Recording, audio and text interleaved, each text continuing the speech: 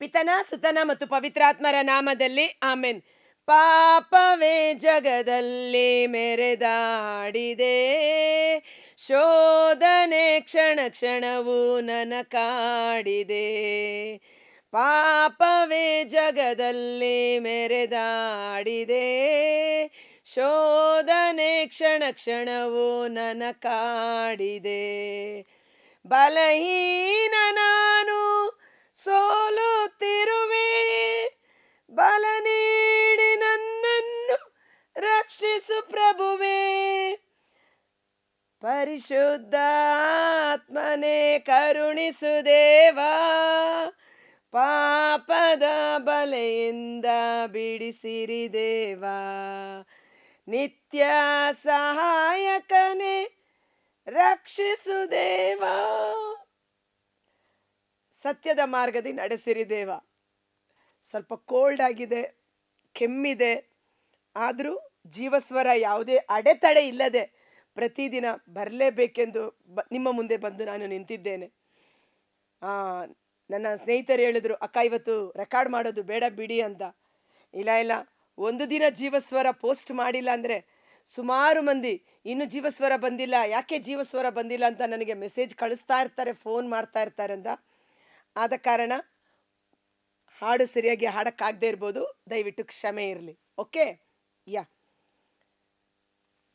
ಪ್ರಭು ಕ್ರಿಸ್ತರಲ್ಲಿ ಆತ್ಮೀಯ ಸಹೋದರ ಸಹೋದರಿಯರೇ, ಈ ದಿನದ ಮುಂಜಾನೆಯ ಜೀವಸ್ವರ ರೋಮನ್ನರಿಗೆ ಬರೆದ ಪತ್ರ 6ನೇ ಅಧ್ಯಾಯ ವಚನ 15 ಮೇಲ್ಪಟ್ಟು. ಹಾಗಾದರೆ ನಾವು ಏನು ಹೇಳೋಣ? ಧರ್ಮಶಾಸ್ತ್ರಕ್ಕೆ ಅಧೀನರಾಗದೆ ದೈವಾನುಗ್ರಹಕ್ಕೆ ಅಧೀನರಾಗಿರುವ ನಾವು ಪಾಪ ಮಾಡುತ್ತಲೇ ಜೀವಿಸೋಣವೇ? ಇಲ್ಲಿ ಸಂತ ಪೌಲ ಹೇಳ್ತಾರೆ, ಪಾಪ ಹೆಚ್ಚಾದಂತೆ ದೇವರ ಕೃಪೆ ಅಧಿಕವಾಗಿ ಸುರಿಯಲಾಯಿತು. ದೀಕ್ಷಾಸ್ನಾನ ಸಂಸ್ಕಾರದ ಮೂಲಕ ನಾವು ಪಾಪದ ಪಾಲಿಗೆ ಸತ್ತು ಯೇಸುವಿಗಾಗಿ ಜೀವಿಸುತ್ತಾ ಇದ್ದೇವೆ. ಆದ ಕಾರಣ ಪಾಪ ನಮ್ಮ ಮೇಲೆ ದಬ್ಬಾಳಿಕೆ ನಡೆಸಲಾರದು. ಕಾರಣ ಧರ್ಮಶಾಸ್ತ್ರಕ್ಕೆ ನಾವು ಅಧೀನರಲ್ಲ, ದೇವರ ಕೃಪೆಗೆ ನಾವು ಪಾತ್ರರು. ದೇವರ ಕೃಪೆ ನಮ್ಮ ಮೇಲೆ ಇದೆ. ದೇವರು ಕೃಪೆಯಿಂದ ನಮ್ಮನ್ನು ಕ್ಷಮಿಸುತ್ತಾರೆ. ದೇವರು ಕರುಣಾಮಯಿ, ಪ್ರೀತಿ ಸ್ವರೂಪಿ, ನಮ್ಮ ಲೆಕ್ಕವಿಲ್ಲದಷ್ಟು ಪಾಪಗಳನ್ನು ಕ್ಷಮಿಸುತ್ತಾರೆ ಎಂದು ದೇವರ ಕೃಪೆಯನ್ನು ಸವಿದಿರುವ ನಾವು ಮತ್ತೆ ಹಳೆಯ ಪಾಪಗಳನ್ನು ಮಾಡೋಣವೇ?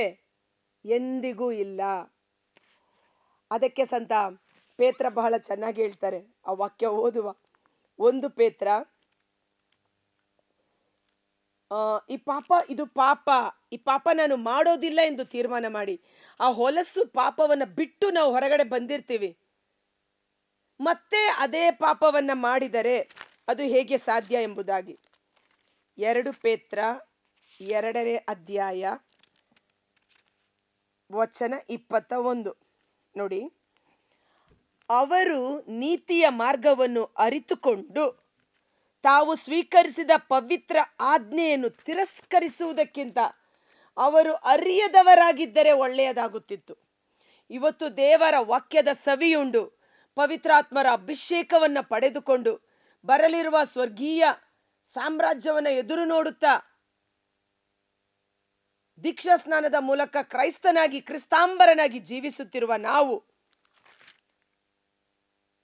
ಅದನ್ನು ತಿರಸ್ಕರಿಸಿ, ನೀತಿಯ ಮಾರ್ಗವನ್ನು ತಿರಸ್ಕರಿಸಿ ಜೀವಿಸಿದ್ದರೆ ಅಯ್ಯೋ, ಅದಕ್ಕಿಂತ ಅವರು ಅರಿತುಕೊಳ್ಳದೇ ಇದ್ದರೆ ಎಷ್ಟೋ ಒಳ್ಳೆಯದಾಗುತ್ತಿತ್ತು.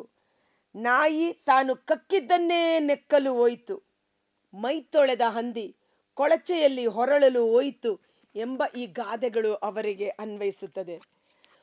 ಒಮ್ಮೆ ನಾವು ಪಾಪದ ಕೊಚ್ಚೆಯಲ್ಲಿ ಬಿದ್ದಿದ್ದೆವು. ಪ್ರಭು ಯೇಸು ಅಲ್ಲಿಂದ ನಮ್ಮನ್ನು ತೆಗೆದು ದೇವರ ಕೃಪೆಯಿಂದ ಅವರ ರಕ್ತದಿಂದ ಶುದ್ಧೀಕರಿಸಿ ಅವರ ಆತ್ಮರಿಂದ ಅಭಿಷೇಕಿಸಲ್ಪಟ್ಟ ನಾವು ಮತ್ತೆ ಹಂದಿ ಕೊಚ್ಚೆಯಲ್ಲಿ ಹೋಗಿ ಉರುಳಾಡಿದುದಕ್ಕೆ ಸಮವಲ್ಲವೇ? ಅದಕ್ಕಿಂತ ಈ ನೀತಿಯ ಮಾರ್ಗವನ್ನು ಅರಿತುಕೊಳ್ಳದೇ ಇದ್ದರೆ ಎಷ್ಟೋ ಚೆನ್ನಾಗಿರುತ್ತಿತ್ತು. ಅದಕ್ಕೆ ಸಂತ ಪೌಲ ಹೇಳ್ತಾರೆ, ರೋಮ 6 ವಚನ 16ರಲ್ಲಿ, ಯಾರ ಕೈ ಕೆಳಗೆ ಗುಲಾಮರಾಗಿರಲು ನಿಮ್ಮನ್ನೇ ಒಪ್ಪಿಸಿಕೊಳ್ಳುತ್ತೀರೋ ನೀವು ಅವರಿಗೆ ಶರಣಾಗುತ್ತೀರಿ. ನೀವು ಪಾಪಕ್ಕೆ ಗುಲಾಮರಾದರೆ ಮರಣವೇ ಗತಿ, ದೇವರಿಗೆ ಶರಣಾದರೆ ಸತ್ಸಂಬಂಧವೇ ಅದರ ಪರಿಣಾಮ. ಪಾಪಕ್ಕೆ ಗುಲಾಮ ಅಥವಾ ದೇವರಿಗೆ ಗುಲಾಮ, ಯಾರ ಕೈ ಕೆಳಗಡೆ ನೀವು ಜೀವಿಸಲು ಇಷ್ಟಪಡುತ್ತೀರೋ ಅವರಿಗೆ ನೀವು ಗುಲಾಮರಾಗಿರುತ್ತೀರಿ ಅಂತ. ಇದನ್ನು ಓದುವಾಗ ಒಂದು ಮಾರಲ್ ಕತೆ, ನೀತಿಯ ಕತೆ ಯಾವಾಗಲೂ ಕೇಳಿಸ್ಕೊಂಡಿದ್ದು ನೆನಪಾಗ್ತಾ ಇದೆ. ಬಟ್ ಇದಕ್ಕೆ ಒಂಥರ ಸೂಟಬಲ್ ಆಗ್ತಾ ಇದೆ. ಒಂದು ವ್ಯಕ್ತಿ ಕಾಡಿಗೆ ಹೋಗ್ತಾ ಇರುವಾಗ ಕಾಡಿನಲ್ಲಿ ದಾರಿ ತಪ್ಪಿ ಹೋಗ್ತಾನೆ. ಸೊ ಇಲ್ಲಿ ಎಲ್ಲಾದರೂ ಒಂದು ಮನೆ ಇದೆಯಾ, ಸ್ವಲ್ಪ ನೀರೇನಾದರೂ ಕುಡಿಯೋಣ ಅಂತ ನೋಡುವಾಗ ದೂರದಲ್ಲಿ ಒಂದು ಮನೆ ಕಾಣಿಸುತ್ತೆ. ಆ ಮನೆ ಹತ್ರ ಹೋದಾಗ ಆ ಮನೆಯ ಬಾಗಿಲ ಬಳಿ ಹೋಗುತ್ತಿದ್ದಂಗೆ ಅಲ್ಲಿ ಒಂದು ಗಿಳಿಮರಿ, ಅದು ಜೋರಾಗಿ ಕಿರ್ಚುತ್ತೆ, ಪಕಡೋ ಪಕಡೋ ಇಸೆ ಮಾರೋ, ಪಕಡೋ ಮಾರೋ, ಪಕಡೋ ಮಾರೋ ಅಂತ. ಅಂದರೆ ಪಕೋಡ ಅಲ್ಲ, ಹಿಂದಿನಲ್ಲಿ ಅವನನ್ನು ಹಿಡಿಯಿರಿ ಹಿಡಿಯಿರಿ, ಕೊಲ್ಲಿ, ಮಾರೋ ಮಾರೋ, ಕೊಲ್ಲಿರಿ ಕೊಲ್ಲಿರಿ ಅಂತ. ಆ ಗಿಳಿ ಅಷ್ಟು ಜೋರಾಗಿ ಕಿರ್ಚುವುದನ್ನು ನೋಡಿದ ಈ ಯುವಕ ಆ ಮನೆಯಿಂದ ತಪ್ಪಿಸಿಕೊಂಡು ಓಡಿ ಹೋಗ್ತಾನೆ. ಓಡಿ ಓಡಿ ಓಡಿ ಸುಸ್ತಾಗಿ ಇನ್ನೊಂದು ಮನೆ ಕಾಣಿಸುತ್ತೆ. ಈ ಮನೆಗೆ ಹೋಗಿ ಸ್ವಲ್ಪ ನೀರು ಕೇಳೋಣ ಅಂತ ಆ ಮನೆ ಹತ್ರ ಹೋಗಿ ನಿಂತ್ಕೊಳ್ತಾನೆ ಬಾಗಿಲ ಬಳಿ. ಅಲ್ಲಿ ಇನ್ನೊಂದು ಗಿಳಿಮರಿ ಇರುತ್ತೆ. ಆ ಗಿಳಿಮರಿ ಶಾಂತ ಸ್ವಭಾವದಲ್ಲಿ ಆವೋ ಬೈಠೋ, ಆವೋ ಬೈಠೋ ಅಂದರೆ ಬನ್ನಿ ಕುಳಿತುಕೊಳ್ಳಿ, ಬನ್ನಿ ಕುಳಿತುಕೊಳ್ಳಿ, ಸುಧಾರಿಸಿಕೊಳ್ಳಿ, ನೀರನ್ನು ಕುಡಿಯಿರಿ ಎಂದು ಸಮಾಧಾನಕರವಾಗಿ ಮಾತಾಡ್ತಾ ಇರುತ್ತೆ. ಇವನು ಆ ಗಿಳಿಯನ್ನೇ ನೋಡ್ತಾನೆ. ಎರಡೂ ಗಿಳಿಗಳು ಒಂದೇ ಥರ ಇದೆ, ಆದರೆ ಆ ಗಿಳಿ ಅಷ್ಟು ಕ್ರೂರವಾಗಿ ವರ್ತಿಸಿತು, ಇದು ಇಷ್ಟು ಶಾಂತವಾಗಿ ವರ್ತಿಸುತ್ತಿದೆಯಲ್ಲ ಅಂತ. ಅಷ್ಟರೊಳಗಡೆ ಆ ಮನೆಯಿಂದ ಯಜಮಾನ ಬರ್ತಾನೆ. ಆ ಯಜಮಾನನ ಬಳಿ ಯುವಕ ಕೇಳ್ತಾನೆ, ಈ ರೀತಿ ನನಗೆ ಅನುಭವ ಆಯಿತು ಅಂತ ಹೇಳುವಾಗ ಆ ಯಜಮಾನ ಹೇಳ್ತಾನೆ, ಈ ಎರಡೂ ಗಿಳಿಗಳು ಅವಳಿ ಜವಳಿ ಅಣ್ಣ ತಮ್ಮಂದಿರು. ಒಂದು ಗಿಳಿಮರಿ ಆ ಮನೆಯಲ್ಲಿ ದರೋಡೆಗಾರ ಇದ್ದಾನೆ, ಅವನ ಕೈಗೆ ಸಿಕ್ಕಿ ಹಾಕಿಕೊಂಡಿತ್ತು. ದರೋಡೆಗಾರ ಬಂದವ್ರನ್ನೆಲ್ಲ ಹಿಡಿಯೋದು, ಕೊಲ್ಲೋದು, ದರೋಡೆ ದೋಚೋದು. ಅವನ ಕೈ ಕೆಳಗಡೆ ಆ ಗಿಳಿಮರಿ ಇರುವ ಕಾರಣ ಅದು ಅದನ್ನೇ ಕಲಿತುಕೊಂಡಿತು. ಈ ಗಿಳಿಮರಿ ನನ್ನ ಕೈಗೆ ಸಿಕ್ಕಿತು, ನಾನು ಸನ್ಯಾಸಿ, ಸಾಧು, ನನ್ನೊಟ್ಟಿಗೆ ಇದ್ದ ಕಾರಣ ಇದು ನನ್ನ ಸ್ವಭಾವದಲ್ಲಿ ಜೀವಿಸುತ್ತಾ ಇದೆ ಅಂತ. ಹೌದಲ್ವಾ? ಇದು ಒಂದು ಕಥೆಯ ರೀತಿಯಲ್ಲಿದ್ದರೂ ಸಹ ಇಂದಿನ ವಚನಕ್ಕೆ ಒಂದು ಸೂಕ್ತವಾದ ಉದಾಹರಣೆಯಾಗಿದೆ. ನೋಡಿ, ಯಾರ ಕೈ ಕೆಳಗಡೆ ಜೀವಿಸಲು ನೀವು ನಿಮ್ಮನ್ನು ಒಪ್ಪಿಸಿಕೊಡುತ್ತೀರಿ? ಈಗ ಪಾಪದ ಕೆಲಸಕ್ಕೆ ಉದಾಹರಣೆಗೆ ನೋಡಿ, ಒಂದು ಮದ್ಯಪಾನ ಮಾರಾಟ ಮಾಡುವ ಅಂಗಡಿಯಲ್ಲಿ ಕೆಲಸ ಮಾಡುವ ವ್ಯಕ್ತಿ ಇರಬಹುದು. ಅವನು ಆ ಸ್ಥಳದಲ್ಲಿದ್ದು ಎಷ್ಟರ ಮಟ್ಟಿಗೆ ಕುಡುಕುತನವನ್ನು ಜಯಿಸಲು ಸಾಧ್ಯ ಅಲ್ವಾ? ಆದ ಕಾರಣ ಯಾರ ಕೈ ಕೆಳಗಡೆ ನಾವು ಜೀವಿಸ್ತಾ ಇದ್ದೀವಿ ಅನ್ನೋದು ಬಹಳ ಮುಖ್ಯ. ನಮ್ಮ ಮನಸ್ಸಿನ ಆಲೋಚನೆಗಳು, ನಮ್ಮ ಜೀವನ ಯಾವುದನ್ನು ಫಾಲೋ ಮಾಡ್ತಾ ಇದೆ ಅಂತ. ದೇವರಿಗೆ ಸ್ತೋತ್ರ ಸಲ್ಲಲಿ, ಏಕೆಂದರೆ ಹಿಂದೊಮ್ಮೆ ನೀವು ಪಾಪಕ್ಕೆ ಗುಲಾಮರಾಗಿದ್ದರೂ, ಹಿಂದೊಮ್ಮೆ ನಾವೆಲ್ಲ ಪಾಪಿಗಳಾಗಿದ್ದೆವು, ಪಾಪಕ್ಕೆ ಗುಲಾಮರಾಗಿದ್ದೆವು. ನಿಮಗೆ ಕಲಿಸಿದ ಬೋಧನೆಯನ್ನು ನೀವು ಮನಪೂರ್ವಕವಾಗಿ ಅಂಗೀಕರಿಸಿ ಬೋಧನೆಗೆ ವಿಧೇಯರಾದಿರಿ.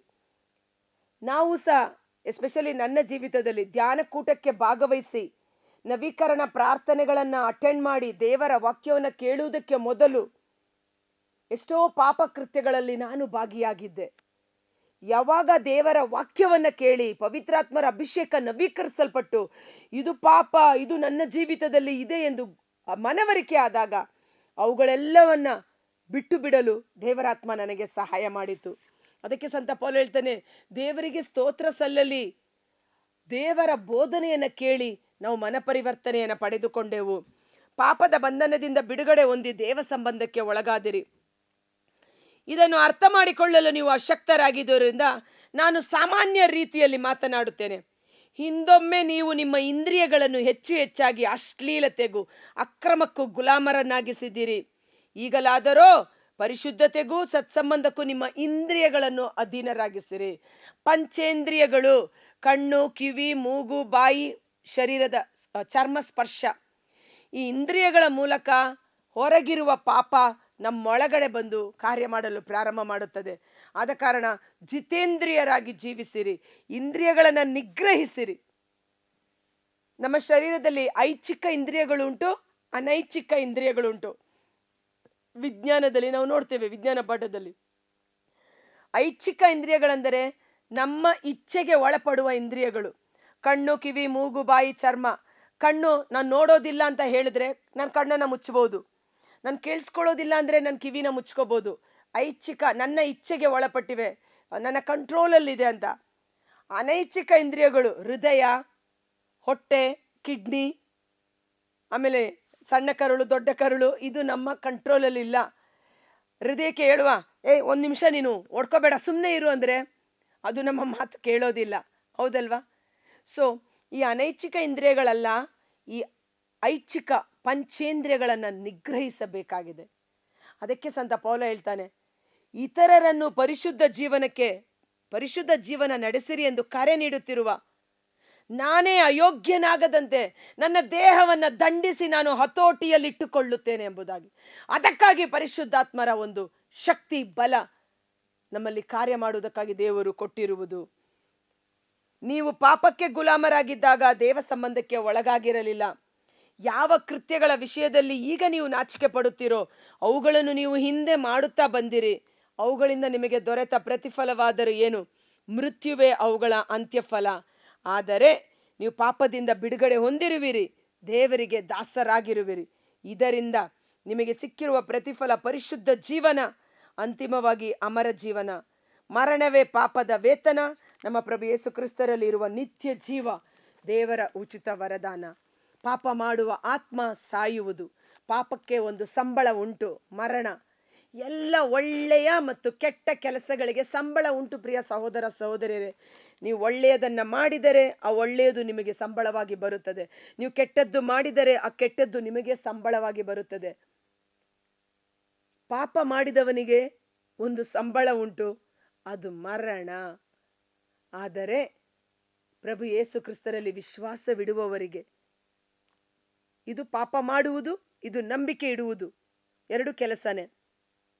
ನಾವು ಯೇಸು ನನ್ನ ರಕ್ಷಕ, ಇನ್ನು ಮೇಲೆ ನಾನು ಪಾಪ ಮಾಡುವುದಿಲ್ಲ ಎಂದು ನಾವು ನಂಬಿದಾಗ ಆ ನಂಬಿಕೆಯ ಫಲ, ನಂಬಿಕೆಗೆ ಸಿಗುವ ಸಂಬಳ ನಿತ್ಯ ಜೀವವಾಗಿದೆ. ತೀರ್ಮಾನ ಮಾಡೋಣ. ಇವತ್ತು ನೋಡಿ, ಮೊಬೈಲ್ ಫೋನನ್ನು ಕೈಯಲ್ಲಿ ಇಟ್ಕೊಂಡಿದ್ರೆ ಇಂಟರ್ನೆಟ್ ಅದು ಒಂದು ಬಲೆ, ಹಾಗೇ ನಮ್ಮನ್ನು ಒಳಗಡೆ ಸೆಳೆದುಕೊಂಡು ಹೋಗುತ್ತದೆ. ನಮ್ಮ ಕಣ್ಣು, ಕಿವಿ, ಮೂಗು, ಬಾಯಿ, ಮೈಯ ಚರ್ಮ, ಪಂಚೇಂದ್ರಿಯಗಳು ಅದರಲ್ಲಿ ಸೀಸ್ ಆಗಿಬಿಡುತ್ತವೆ. ನಿಯಂತ್ರಿಸಿ. Self control spirit. ಪವಿತ್ರಾತ್ಮರು ಸ್ವ ನಿಯಂತ್ರಣವುಳ್ಳ ಆತ್ಮರು ನಮ್ಮನ್ನು ಅಭಿಷೇಕ ಮಾಡಿ ಸತ್ಯದ ಸನ್ಮಾರ್ಗದಲ್ಲಿ ಮುನ್ನಡೆಸಲಿ. ಕರ್ತರಾದ ಯೇಸುವೇ, ಮುಂಜಾನೆ ಜೀವಸ್ವರವನ್ನು ಆಲಿಸುತ್ತಿರುವ ಪ್ರತಿಯೊಬ್ಬ ಸಹೋದರ ಸಹೋದರಿ ನಿಮ್ಮ ಕರಗಳಿಗೆ ಸಮರ್ಪಿಸುತ್ತೇನೆ. ಜಿತೇಂದ್ರಿಯರಾಗಿರಿ, ಜಾಗರೂಕರಾಗಿರಿ, ಯೌವನದ ಭಾವೋದ್ರೇಕಗಳಿಗೆ ಒಳಗಾಗಬೇಡಿರಿ. ಪಾಪವನ್ನು ಜಯಿಸಿರಿ. ಪಾಪದ ದುರಿಚ್ಛೆಗಳನ್ನು ಬಿಟ್ಟು ಓಡಿ ಹೋಗಿರಿ. ಜಿಂಕೆಯ ಕಾಲುಗಳಂತೆ ದೇವರು ನನ್ನ ಕಾಲುಗಳನ್ನು ಬಲಪಡಿಸುವರು. ಜಿಂಕೆ ಹೇಗೆ ಬೇಟೆಗೆ ಸಿಕ್ಕಿ ಹಾಕಿಕೊಳ್ಳದಂತೆ ತನ್ನ ಪ್ರಾಣವನ್ನು ಕಾಪಾಡಿಕೊಳ್ಳುವುದಕ್ಕಾಗಿ ಓಡುತ್ತದೋ, ಆ ರೀತಿ ನಮ್ಮ ಕಾಲುಗಳು ಪಾಪದ ವ್ಯಕ್ತಿಗಳಿಂದ, ಪಾಪದ ಸಮಯ ಸಂದರ್ಭಗಳಿಂದ ಓಡಿ ಹೋಗುವಂತೆ ಪರಿಶುದ್ಧಾತ್ಮರು ನಮ್ಮ ಕಾಲುಗಳನ್ನು ಬಲಪಡಿಸಲಿ. ನಮ್ಮ ಮನಸ್ಸು ಪರಿಶುದ್ಧಾತ್ಮರಿಗೆ ವಿಧೇಯವಾಗಲಿ. ಇತರರನ್ನ ಪರಿಶುದ್ಧ ಜೀವನಕ್ಕೆ ಕರೆದ ನಾನೇ ಅಯೋಗ್ಯನಾಗದಂತೆ ನನ್ನ ದೇಹವನ್ನು ದಂಡಿಸಿ ಹತೋಟಿಯಲ್ಲಿಟ್ಟುಕೊಂಡಿದ್ದೇನೆ ಎಂದು ಸಂತ ಪೌಲರು ನುಡಿದ ರೀತಿಯಲ್ಲಿ ಪರಿಶುದ್ಧಾತ್ಮರೇ, ನಮ್ಮ ದೇಹವನ್ನು ನಿಯಂತ್ರಿಸಲು, ಪಾಪದ ದುರಿಚ್ಛೆಗಳನ್ನು ಜಯಿಸಲು ನಿತ್ಯ ಸಹಾಯಕರಾದ ಪರಿಶುದ್ಧಾತ್ಮರೇ, ನಮ್ಮೊಡನೆ ಇದ್ದು ಸಕಲ ವಿಧವಾದ ಪಾಪದ ದುರಭ್ಯಾಸಗಳಿಂದ ನಮ್ಮನ್ನು ಬಿಡುಗಡೆ ಮಾಡಿ ಸತ್ಯದ ಸನ್ಮಾರ್ಗದಲ್ಲಿ ಮುನ್ನಡೆಸಲ್ಪಡುವಂತೆ ಯೇಸುವಿನ ಅದ್ಭುತಕರವಾದ ನಾಮದಲ್ಲಿ ಪ್ರಾರ್ಥಿಸಿ ಬೇಡಿ ಹೊಂದಿಕೊಳ್ಳುತ್ತೇವೆ. ಆಮೆನ್. God bless you.